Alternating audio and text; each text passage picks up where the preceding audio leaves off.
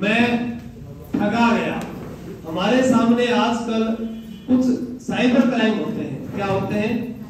Cyber crime.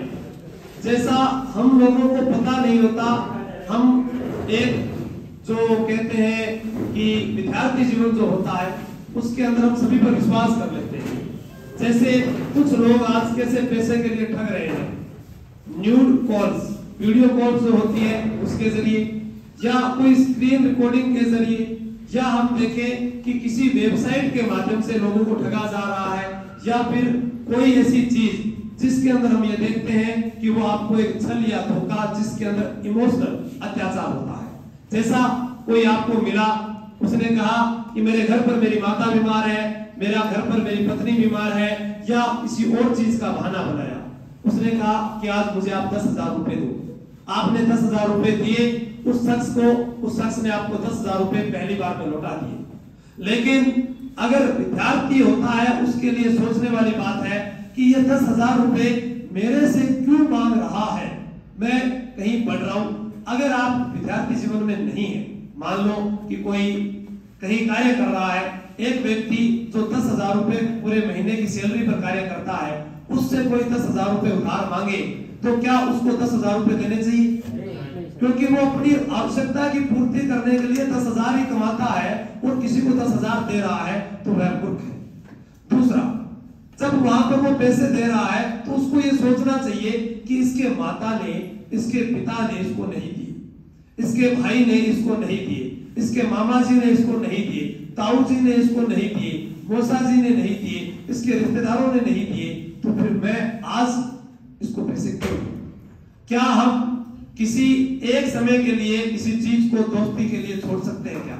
कई बार ऐसा होता है कि मैं मेरे दोस्त की अगर हेल्प नहीं करूंगा तो वह क्या पता क्या हो जाएगा। आप हेल्प कीजिए, हेल्प करना अच्छी बात है, लेकिन हेल्प तभी कीजिए जब आप उसकी आर्थिक स्थिति को, आप उसके बारे में पूर्ण रूप से जानते हैं। आजकल सोशल मीडिया पर बहुत सारे ऐसे ऐप आते हैं जो क्या है कि किसी एक व्यक्ति के द्वारा हैंडल किए जाते हैं। जैसे मैंने मेरा आज ऐप बनाया कि तैयारी करो ऐप क्या है, उसमें पढ़ने वाला कितने प्रतिशत विद्यार्थी पढ़ रहे हैं, कितने प्रतिशत एक्टिव है, कितने नॉन एक्टिव है, क्या मैं जानता नहीं? क्या मेरे पास उसका डाटा है, क्योंकि उस ऐप को बनाने वाला कौन हूं? मैं हूं। हम क्या करते हैं, ऐसे कुछ ऐप जिनमें छल, बड़ा झांसा, बड़े सपने ये दिखाया जाएगा कि आपको एक दिन में करोड़पति बना दिया जाएगा। आप यहाँ पर 1 लाख रुपए लगाओ आपको 10 लाख रुपए मिलेंगे, आप 10 लाख रुपए लगाओ आपको 1 करोड़ रुपए मिलेंगे, लेकिन मिलता वहां पर zero balance, zero balance, zero balance. आप 3 पत्ती खेलोगे, आपको 3 पत्ती के अंदर बादशाह बना दिया जाएगा। अरे वह जो एक बना रहा है उसको तो सारे पत्ते दिख ही रहे ना, वह किसको पत्ता दिखाना है, किसको पत्ता नहीं दिखाना, उससे बेहतर कौन जानता है। वह सिर्फ आपका पैसा ले रहा है। पहली बार आपने 50,000 लगाए, वो आपको 1 लाख देगा। आप कहोगे मैं पहली बार में जीता। ये नियम होता है पैसे कमाने का, ये नियम होता है लोगों को ठगने का। पहली बार आपको कोई उधार लेगा, सही समय पर लौटाएगा, अगली बार वह सही समय पर फिर लौटाएगा, लेकिन तीसरी बार अगर 1 महीने ना लौटा दे तो मुझे कह देना। आज तक लोगों ने हमेशा ऐसा ही किया है। और कुछ फ्रेंड मैसेज आएंगे कि आप मेरे साथ न्यूड वीडियो कॉल पर बात कीजिए, उस बात करने के बदले में आपको पैसा दूंगा, या ऐसे आप मेरे अकाउंट में पैसे डालिए। उनसे बचकर रहना है। कुछ ऐसे स्क्रीन रिकॉर्डिंग आपकी की जा सकती है, कोई फेक कॉल आपको फेसबुक से, मैसेंजर से आ सकता है कि आपको करोड़पति बना दिया जाएगा, या आपको वैसे। तो इस साइबर क्राइम के लिए आप लोगों को पूरी जानकारी होनी चाहिए। और साइबर थाना जैसे जयपुर में है, मेरे एक दोस्त नीरज खिचड़ जो है झुंझुनू के, राजस्थान का पहला पुलिसकर्मी वह व्यक्ति है जिसने साइबर क्राइम यानी क्रिमिनोलॉजी का अध्ययन किया है सरदार पटेल यूनिवर्सिटी से। तो उसने आज भी यह व्याख्यान दिया कि आज के समय जो युवा है वह 2-3 चीजों से सबसे ज्यादा ग्रस्त है। एक, उसको हर कोई ठग रहा है। आपने कोई चीज बाहर से मंगाई, उसके अंदर आपके साथ लूट हो गई। आपको किसी ने कहा कि ये इस ऐप के ऊपर ये चीज मिल रही है, आपने उसको पैसे भेज दिए, आपके पैसे वापस कर गए। तो इसका वास्तविक जिम्मेदार इंसान खुद होता है, कोई दूसरा नहीं होगा। चाहे आप किसी भी चीज पर, आप मेरे पास आए हो, यहाँ पर 1000 व्यक्ति कार्य करते हैं, उनमें से कोई आपको और लूट कर चला गया और आपने मुझे नहीं बताया, तो उसकी नैतिक जिम्मेदारी आपकी पर्सनल होगी, किसी दूसरे की नहीं होगी। कोई लड़का लड़की बनकर आपको ठग सकता है, लड़की लड़का बनकर नहीं ठगेगी, ठीक है, ये ध्यान रखना। लेकिन लड़का लड़की बनकर लड़के से पैसे कैसे लेगा?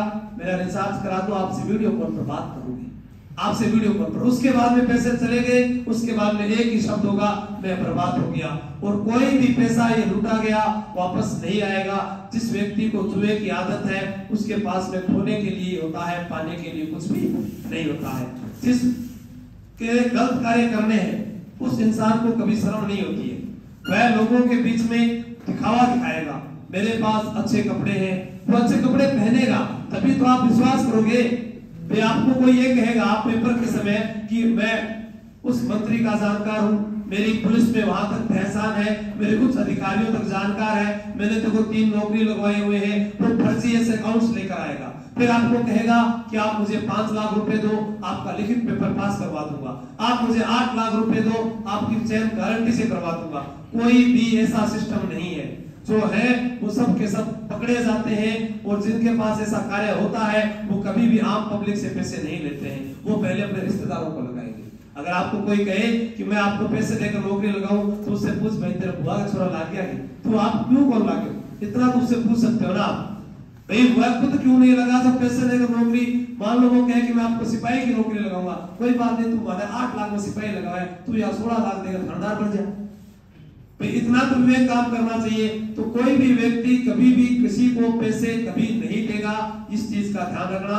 यही मैं आपको कह रहा हूं, वरना ये शब्द लिखा गया है, मैं ठगा गया, मैं बर्बाद हो गया, अवसाद, चिंतन, मानसिक रूप से परेशान। और विद्यार्थी के जीवन में ये चीजें जब आ जाती है तो वो लोगों के सिर्फ कर्जे उतारता रहता है, अपने माता पिता को छुपाकर आप किसी को पैसे दोगे, किसके खाते में ट्रांसफर करवाओगे, या आप चीजों आपके लिए इतना बड़ा नुकसानदायक हो सकता है कि आपकी परीक्षा के समय आपके दिमाग में सिर्फ माहौल ये आएगा कि मुझे मेरे माता पिता को पैसे देने हैं। तो आज के बाद कोई किसी को पैसे हमेशा ध्यान रखना और अपने सचेत होना, क्योंकि सवारी अपने माल की खुद जिम्मेदार होती है। कोई दूसरा तुम्हारी जिंदगी में आकर नहीं कहेगा कि यार तू अच्छा काम कर, क्योंकि हमेशा ये कहा गया है जिसने आपके भले की सोची है उसी की हमने आंगली काटी है। कोई भी व्यक्ति जो आपको अच्छा कहता है, कोई माता पिता कहते बेटा पढ़ ले, लेकिन कोई एक दूसरा करके चलो लगा से चलाएंगे फटाफट चला, कोई कह क्रिकेट खेले चल, और हर समय हर व्यक्ति का सपना है कि मैं करोड़पति बनाऊं। बिना मेहनत के करोड़पति नहीं बना जा सकता, लखपति नहीं बना जा सकता, नौकरी नहीं लगा जा सकता। आप बिजनेस करना चाहते हैं तो बिजनेस कीजिए, पर मेहनत से कीजिए। 2 नंबर के काम में किसको काम नहीं पता। आज राजस्थान में सबको पता है कि अवैध जो है स्मगलिंग भी हो सकती है, डोडा पोस्ट अफीम, हर व्यक्ति जानता है किस कार्य में कहां पैसा है, हर व्यक्ति जानता है। फिर क्या सारे करोड़पति बन जाएंगे? तो सारे उसको लिप्त हो जाएंगे?